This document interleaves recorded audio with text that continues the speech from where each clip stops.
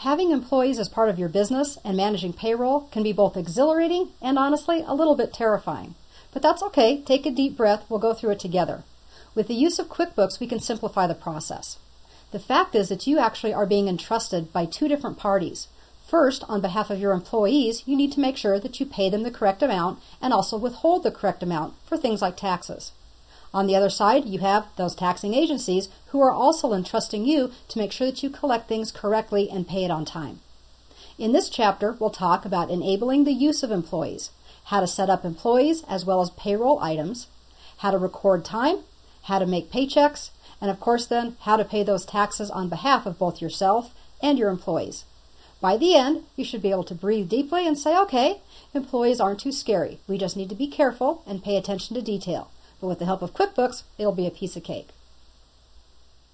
When I begin to talk about employment and employees and payroll, it makes me just a little bit cautious because we have to be very careful. There are so many different things that you have to do as an employer that I don't want to be misconstrued as giving employment advice, tax advice, legal advice, or any of that other stuff. But there are a few things I think we need to go over, and I suggest that if you have any questions how it applies to you specifically in your location, naturally you need to consult your lawyer, your tax agency, or your accountant. One of the first things that people really struggle with, especially when they're a small business, is do they have employees or do they have contractors? Well, that actually is a kind of gray area, and I'll caution you that the IRS has really kind of knuckled down on this as far as it goes for using the wrong one. And by the wrong one, what I mean is when you have a contractor, you don't really pay for anything. They're just like any other vendor. You write them a check and everything else is up to them. A lot of companies try to do that because it saves them money and also processing. But there are some very distinct differences between having an employee and a contractor, and you need to make sure you're using the right designation. Basically, employees work at your facility or under your control with your tools, with your supervision, and they're basically told what to do and how to do it. Now, of course, I don't mean that somebody is telling them every single minute of every day how to do it, but generally speaking, there are processes and tasks that they do that are dictated by the company. Generally, they also only have your job, or, a lot of people moonlight. They could be working with somebody else, but your job is their primary career, and they're not doing the same type of work for somebody else. In other words, they're not working for a competitor in the evening hours. Contractors, on the other hand, are supposed to be more independent. They can work on or off site, so the location really isn't the requirement here. But what kind of control do you have as the company over the contractor? Are they able to perform tasks as they see fit as long as they meet your goals? In other words, they can work in the morning or at night. Maybe they can do things any way they see fit as long as it meets the final objectives, goals, and criteria. They also tend to use their own tools and equipment, and they have little or no supervision. In addition, and probably the big one, is that contractors are able to perform the same type of work for other people without it being a non-compete. So if I'm a trainer and I'm a contract trainer, I may train for 3 or 4 different companies doing the same type of work. An employee, on the other hand, you'd probably get a little bit upset if they were moonlighting providing training services to a competitor of yours. So just be careful about how you categorize employees versus contractors. Now we'll get on to the QuickBooks stuff. As an employer, you have responsibilities. That's one of the big choices you have to make when you go to hire people. You now have to meet payroll obligations. That's actually a law.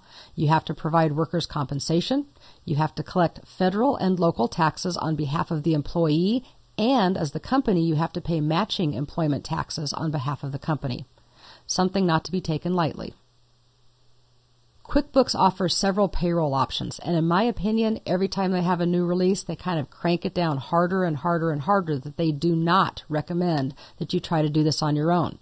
Neither will most other people who are in the profession. Payroll can be tricky, it can be time-consuming, and it has to be precise. So QuickBooks offers an enhanced payroll, which is basically where Intuit prepares your payroll forms.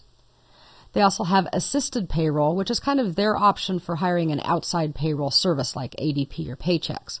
And then they have basic payroll. That basically only pays for up-to-date tax tables that'll download into QuickBooks. But those are the federal tax tables only. They're not your state tax tables. That one's fairly inexpensive, but it does give you the critical information about how much withholding to keep from each person. They also do offer manual. It's kind of hard to find. It's not recommended.